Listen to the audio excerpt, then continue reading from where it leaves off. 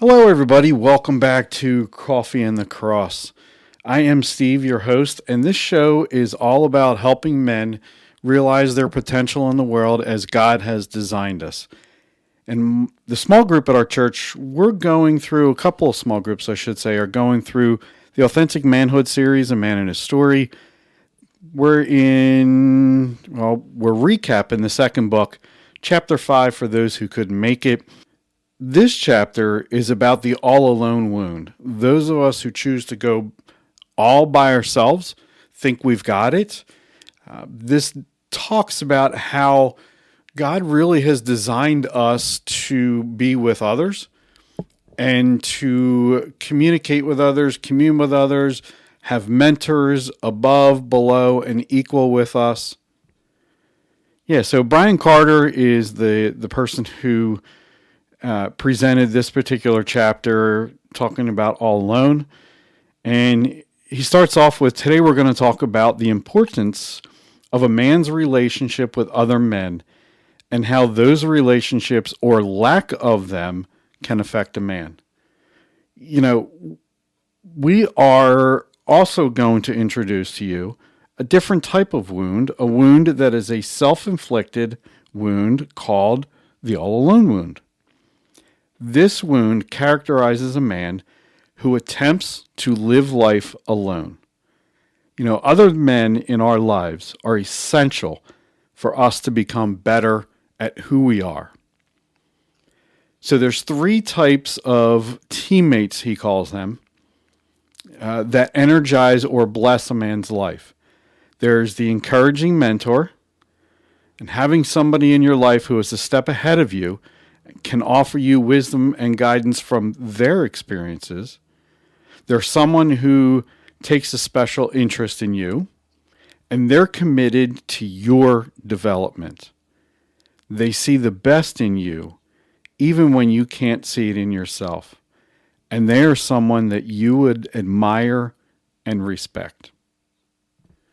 A lot of times we equate this mentor as somebody who's been there, done that, got the t-shirt.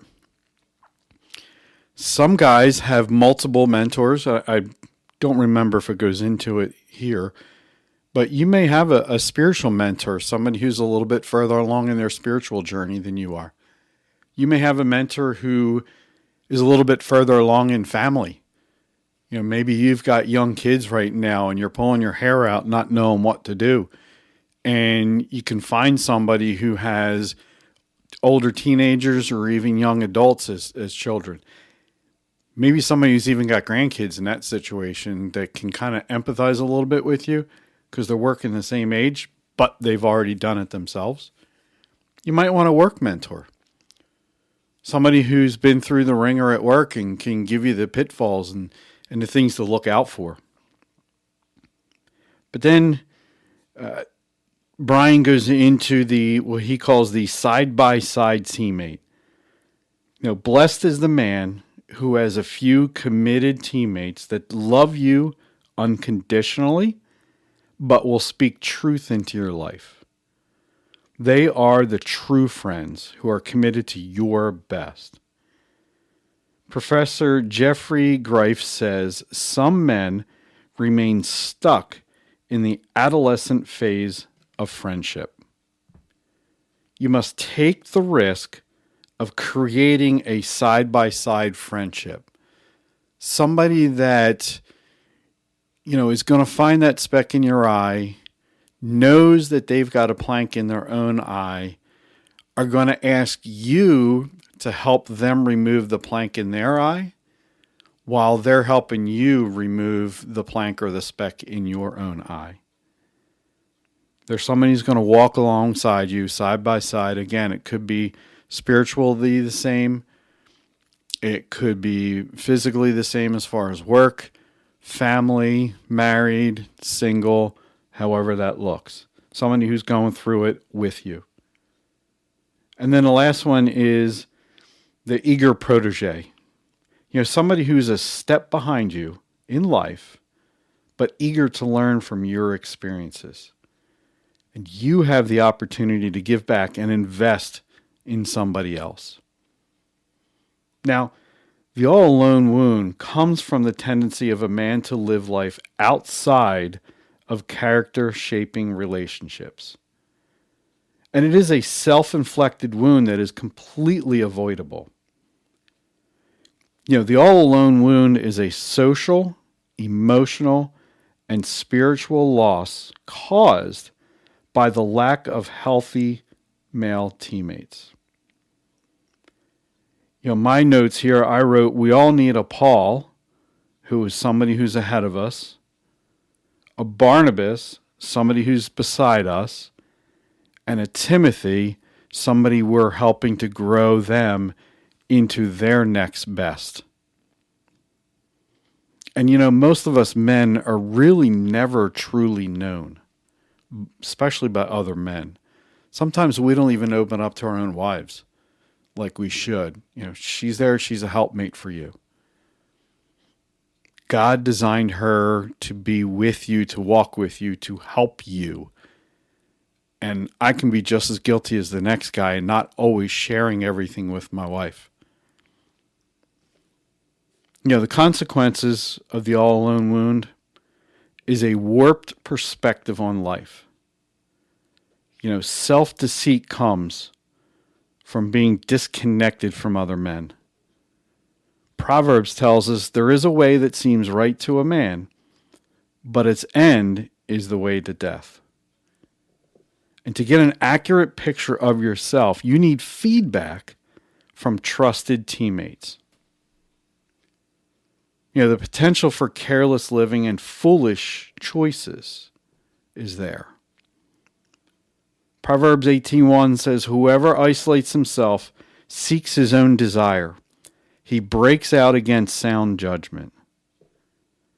Not having a teammate makes it easier for the standard to get lowered. And the path to foolish decisions is often aloneness. And then there's a lost chance for much needed transparency. Every man needs someone with whom he can feel safe. Without transparency, men are likely to fall into depression, discouragement, and danger. So, what do? We need to build healthy teammates. We need to learn how to be a loyal teammate who encourages others. We need to learn how to ask good questions and take genuine interest in others. And we need to be willing to be vulnerable and transparent. And we need to initiate with other men. How many times do you go into work, hey, how you doing? And you're off to the next thing before they even had a chance to get a word out of their mouth? Or how many times has somebody done that to you? Sadly enough, we do it at church. This past weekend was Easter. And, it's like, hey, hi, how you doing? And then you move on to the next person. Or they would do it to you. Hey, hi, how you doing? Make eye contact, but then they're already looking to say hi to the next person. If you don't want a genuine interest in how they're doing, why don't you just say, hello, my name's Steve. Or hello, my name's Jim. Whatever it is. And initiating with mentors and proteges, whoever walks with the wise becomes wise, but the companion of fools will suffer harm.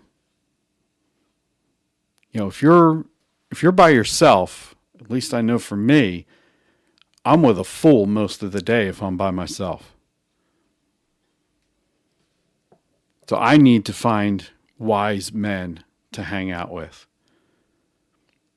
As a mentor, you need to look for a man whose character and skills you admire. Consider having different mentors for different areas. We talked about that a little bit earlier. Consider having different mentors from different seasons of life. If you're not sure who a good mentor would be, I would highly recommend going to your pastor. Saying, hey, pastor, I'm looking for somebody who can help me in whatever area you're looking for.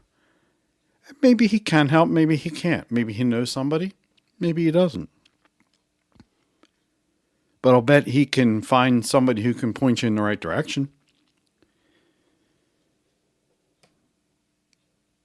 We also need to be looking for a protege. Be a man whom others are drawn to. Make yourself available to younger men. Two are better than one because they have a good reward for their toil. It's in Ecclesiastes 4:9. Finding that mentor, it's not going to be easy. You may talk to a couple different people. You may talk to somebody who's like, no, that's not me. It's not who I am. And that's fine. Just move on. First thing you want to do, obviously, is pray about it. Hey, God, I need a mentor for X. I'm looking to somebody to help me with Y. Show me the right person. Show me who it is that you want to bring into my life. And then you've got the discussion questions at the end. Think about this.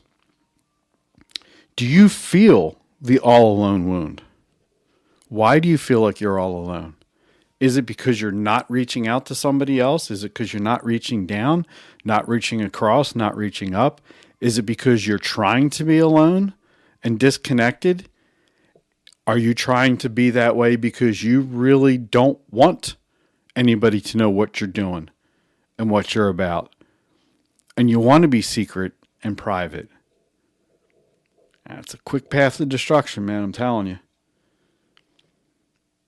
And discuss your level of true transparency with other men in your life. Once you find that person, don't be secretive. Be an open book with them. Once you get comfortable, just open up. I can't tell you the relief it is sometimes just to let go with a couple of guys that you can trust. And then what are the next steps you need to take to initiate with other teammates in your life, other men in your life? What do you need to do to be able to connect to them? Is it, like I said, just as simple as asking? Is it as simple as releasing yourself? Is it even simpler than just saying, God, I need help. I need you to send me the right people, the right mentor, the right mentee, the right man to walk alongside, maybe the right group of men. If you're not in a small group, if you're in a church and not in a small group, I highly recommend finding one. And it doesn't mean the first one has to be the right one. And if you don't have a men's ministry in your church, maybe you're the one to start it. Maybe you're called to get just a group of men together and study the word and just be in each other's lives. We have several small men's groups going on. All of them are pretty close. Each group itself is pretty close with each other. But I'd say there's one group that's a little bit closer than others. On the outside, though, it appears that way. I'm not part of that group, so I don't know. It just, like I said, it just appears that way. They have dinner together on Tuesday nights. They study together on Tuesday nights. I just don't know the dynamics of the rest of the week. So then there's Bible study groups that just get together just to study the word. But it's just men, no women, and they can be real.